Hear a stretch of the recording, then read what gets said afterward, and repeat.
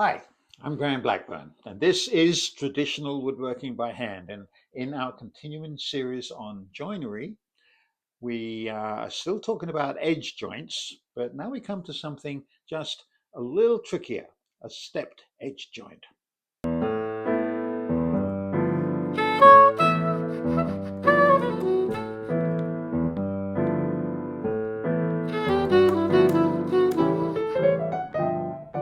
What we talked about before were a couple of different varieties of butt joints, edge joints, where you just want two pieces of wood to go together. And we talked about how to make it straight, how to make it square, and how to reinforce it sometimes with dowels. And we talked about doing it freehand.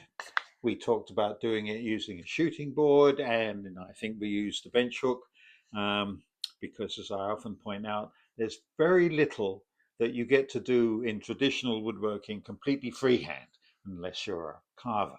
There's always some kind of jig that makes it a little easier. What we're talking about today is another kind of edge to edge joint, but one that's stepped. You can see that in both of these, there are little steps here, and there are reasons for that. You might want to put boards together to where there's no gap that goes all the way through. So you can see that both of these have a little step in them. Actually, on this one, it has an even bigger step, which would make it nice for joining boards like this. So how do we do that?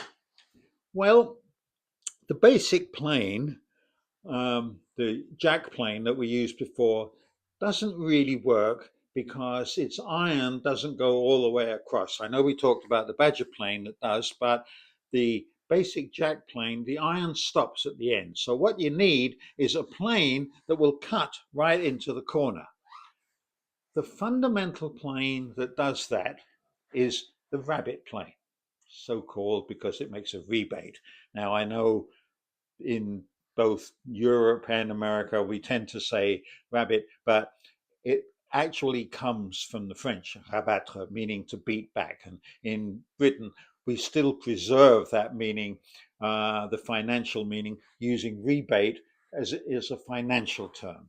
But whether you call it a rabbet plane or a rebate plane, you'll notice two important things. Firstly, the iron is skewed. They won't always, but a skewed iron is a lot more efficient. But the iron also comes right to the edge on both sides. This looks very unprepossessing. And for that reason, these are often amongst the cheapest planes that you can find in antique stores. They don't look fancy like a lot of other molding planes, but believe me, they're very, very useful. Look how this plane actually works. It will plane this step here, and it will plane it if I hold the plane vertically, perfectly straight and perfectly square. What it doesn't do is give me an exact measurement.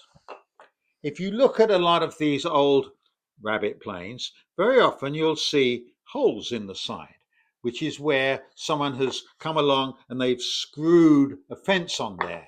And sometimes you can see screw holes in the bottom.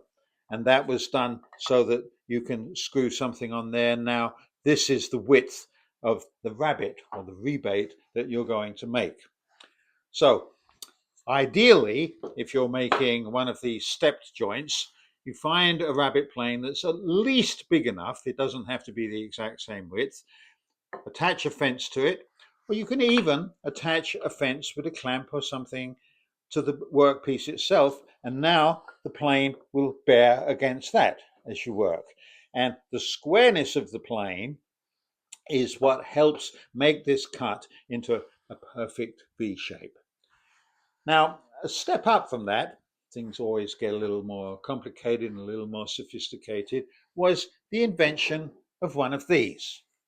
This has a fancy name. It's called a fillister, and I don't know anybody who actually knows where that term comes from, but it's called a moving fillister because essentially this piece is basically a rabbet plane, but it has two extra features to it that this one only had if you screwed in separate pieces. It has a depth stop, which you loosen this screw here, and by turning this screw, you can move this up and down, and that regulates exactly how deep you want the cut to be. And the other thing that it has that's really useful is that it has a fence that has 3 screws holding it. And if you adjust this so that this distance here, secured by this screw, is exactly the same as this distance here, secured by this screw, you'll be able to plane down a board. Let's find the one edge like this, and you can plane something that's perfectly square and perfectly straight. This is called a moving fillister because this moves and this moves. It's a little better than one of these that actually has a built-in depth stop. Those are known as standing filisters. So there's a couple of extra ways of joining boards edge to edge, but not with one flat surface, but with stepped surfaces for various reasons. And this is how you can tell whether it should be equal like this, and it can be equal like that, or we might have made it to where it's the width of the board, and this is a really good joint to make for the side of a box or something like this. So kind of like a rubbed butt joint. Can't do it on a machine. At least you can't get the same smooth surface as you would get on the machine. But with the right planes, you have yet another way of making a straight rubbed butt joint. I hope you like that. Feel free to go to the website, look at the books, think about taking classes or whatever, and come back next time and we're going to start talking about lap joints. Thank you.